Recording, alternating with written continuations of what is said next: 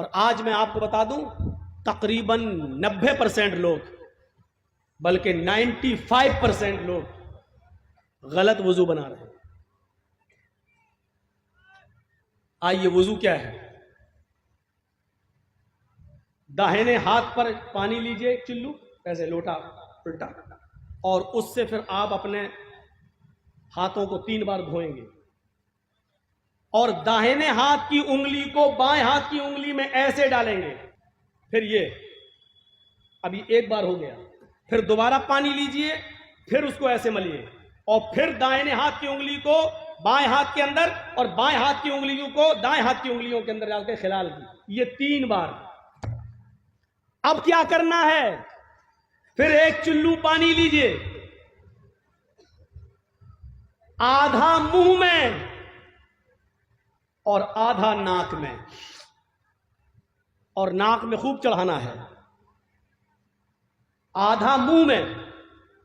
شروع میں بھی عادت ڈالو گے تو پورا اندر چلا جائے گا منہ میں، لیکن 2-4 دن کرو گے تو عادت بن جائے گی، کریے۔ آدھا منہ میں اور آدھا ناک میں چڑھائیے۔ اب داہنے ہاتھ کی انگلی سے دانت کو رگڑیے، اور بائیں ہاتھ کی اس انگوٹھے اور اس انگلی کو ناک میں ڈالیے ایسے، پھر انگوٹھے سے یہ نتھنا دبائیے اور ناک جھاڑیے ایسے، میں زور سے نہیں کروں گا نہیں تو یہی نکل جائے گی، ایسے۔ پھر اس انگلی سے یہ پکڑیے، پھر اس کو جھاڑیے، پھر دونوں سے ایسے کر کے ناک کو جھاڑیے، یہ پہلی بار۔ پھر اسی طریقے سے دوسرا لیجئے، آدھا منہ میں آدھا ناک میں۔ معاف کیجئے گا بڑی ہی معذرت کے ساتھ، جو لوگ 3 بار کلا کر کے الگ سے پھر ناک کے لیے 3 بار الگ سے پانی لیتے ہیں، وہ حدیث ضعیف ہے۔ ایک ہی چلو پانی میں آدھا منہ میں لینا ہے اور آدھا ناک میں لینا ہے، اور ناک میں خوب تیز چڑھانا ہے، لیکن روزے کی حالت میں تیز نہیں چڑھانا ہے۔ اگر رمضان کا مہینہ ہو یا آپ روزے سے ہو تو بس ایسے، بس زیادہ تیز نہیں تو حلق میں چلا جائے گا، لیکن روزے سے نہیں ہو تو آپ کو خوب چڑھانا ہے، ایسے ایسے کرنا۔ یہ اچھی طریقے سے وضو میں یہ شامل ہے۔ میں یہ نہیں کہہ رہا ہوں کہ جو لوگ 3 بار کلا کرتے ہیں پھر 3 بار ناک میں پانی الگ سے ڈالتے ہوئے ان کا وضو نہیں ہوگا، میں یہ نہیں کہہ رہا ہوں، لیکن میں یہ کہہ رہا ہوں کہ وہ حدیث ضعیف ہے۔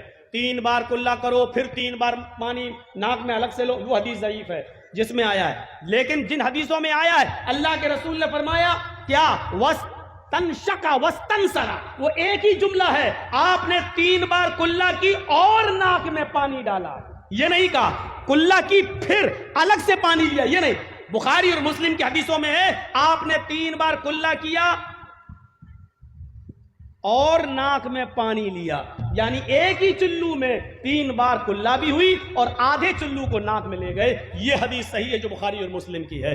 تو جس نے وضو بنایا اور اچھی طریقے سے وضو بنایا، اب سر کا مسح کیسے ہوگا؟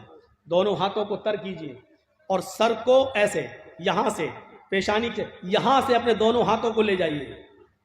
اب جو سلمان خان کی طرح ہیرو بنے ہوں وہ غور سے سنیں، وہ ایسے کر لیتے ہیں تاکہ وہ مانگ خراب نہ ہو جائے، تو اپنے مانگ کے چکر میں اپنا وضو خراب کر رہا ہے۔ پورا سر کا مسح کرنا ہے اور دبا کے ایسے، یہ، اور جہاں تکیہ لگاتے ہیں یہاں تک ہاتھ کو لے جانا ہے، یہ یہاں تک، اور پھر یہاں سے اسی ہاتھ کو واپس لانا ہے، یہ بس۔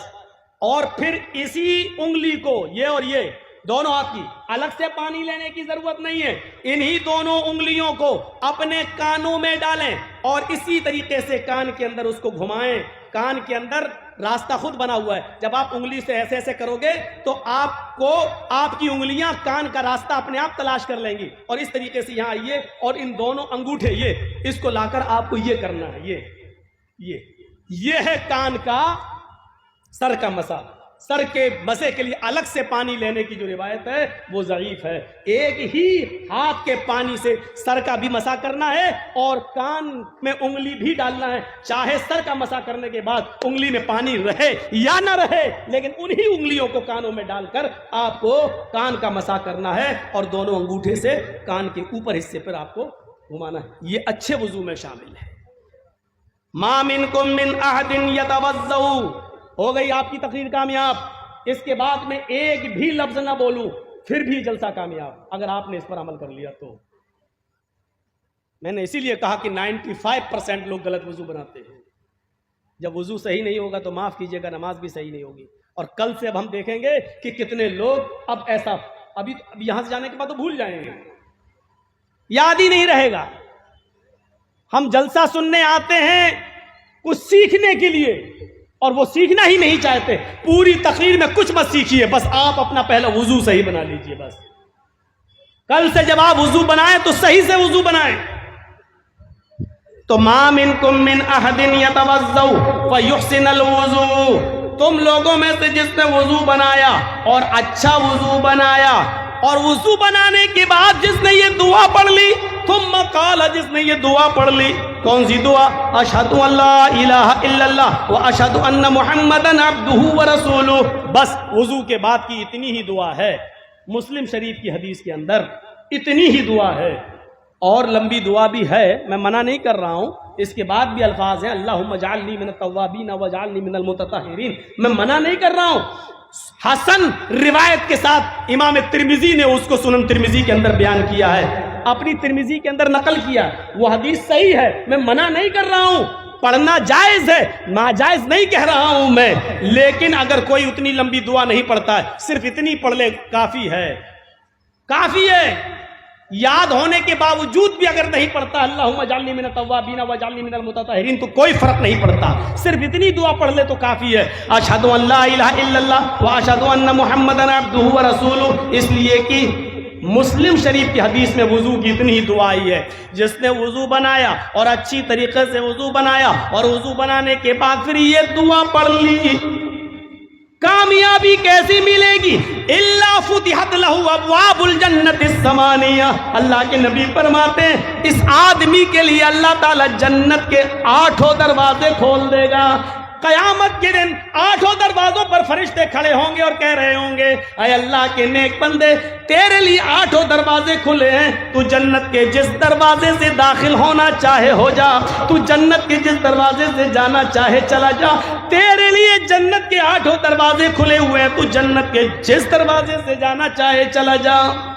جس کے لیے جنت کے 8 دروازے کھل جائیں اس سے زیادہ کامیاب مومن کوئی ہو سکتا ہے. لیکن وضو اچھی طریقے سے بنانا پڑے گا, وہ والا نہیں. اچھے وضو میں ایک چیز اور شامل ہے, کیا ہے؟ 3 بار جب ہم چہرہ دھل لیں, سنیے, 3 بار ایسے کر کے چہرہ جب دھل لیں تو 3 بار چہرہ دھلنے کے بعد پھر 1 چلو پانی لے کر, الگ سے 1 چلو پانی لے کر داڑھی میں ایسے ڈالیں اور پھر ایسے کریں.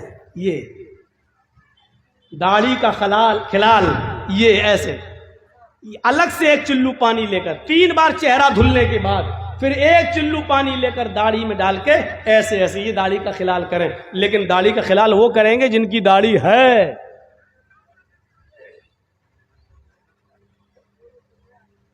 اور جو بیچ والے بنے بیٹھے ہیں ان سے تو کچھ کہہ ہی نہیں سکتے ہیں, وہ تو بیچارے 1 چلو لیں گے, کس کا خلال کریں گے؟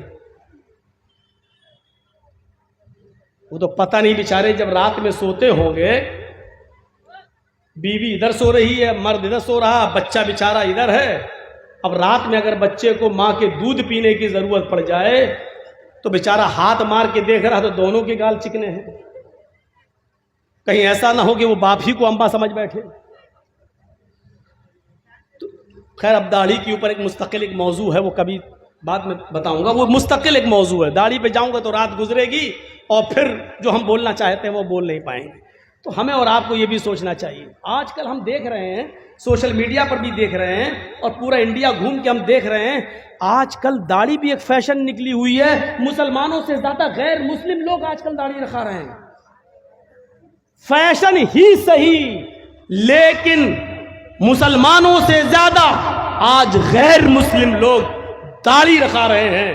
میں اٹاوا سے اپنا شہر کو تھوڑا سا کچھ دنوں کے لیے چھوڑ کے میں لکھنؤ آ گیا ہوں. اس وقت لکھنؤ میں رہ رہا ہوں. اپنے بچوں کے ایڈمیشن میں نے لکھنؤ میں کرا دی ہے, اس لیے مجھے رہنا پڑ رہا ہے. وہاں میں نے ایک فلیٹ لے لیا ہے, وہاں رہ رہا ہوں. لکھنؤ کے اندر میں دیکھ رہا ہوں غیر مسلموں کا حال, مسلمانوں سے زیادہ غیر مسلم لوگ داڑھی رکھارے کے عادی بن چکے ہیں. کبھی کبھی تو تعجب ہوتا ہے, لگتا ہے کہ جیسے یہ مسلمان لوگ جا رہے ہیں. کبھی کبھی ایسا ہوتا میں گزر رہا ہوں سلام کر لیتا ہوں, اب وہ کہتا نمستے, تب سمجھ میں آتا ہے کہ یار یہ تو غیر مسلم ہے.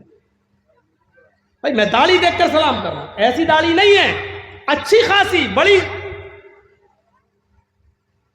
اور بڑی داڑھی تو آج کل اب ماشاء اللہ تو نہیں کہوں گا, ہمارے اس دیش کا سرووچ پد پر بیٹھا ہوا آدمی بھی رکھا ہوا ہے.